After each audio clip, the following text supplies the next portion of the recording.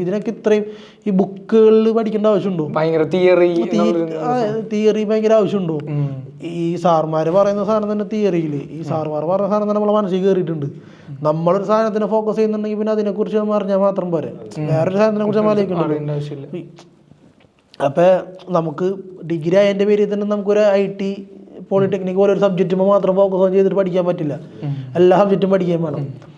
അങ്ങനെ ഡിഗ്രി പഠിക്കില്ല തന്നെ ഞാൻ ഒരുപാട് ഷോർട്ട് ഫിലിംസിന് വേണ്ടിയിട്ട് നമ്മൾ തന്നെ എന്തോരം ഷോർട്ട് ഫിലിംസിന്റെ പിന്നാലെ ഇങ്ങനെ കുറെ കഥകൾ സംസാരിക്കുക, നമ്മളെങ്ങനെ മിനിമം ബഡ്ജറ്റിൽ ഷൂട്ട് ചെയ്യാൻ പറ്റും, ഏത് ക്യാമറ യൂസ് ചെയ്യാൻ പറ്റും, ആരെ കൊണ്ട് ചെയ്യിക്കാൻ പറ്റും, കുറച്ചുകൂടെ ടെക്നിക്കലി അറിയുന്ന ആൾക്കാരെ കൊണ്ട് നമുക്ക് ഇന്നാക്കാം.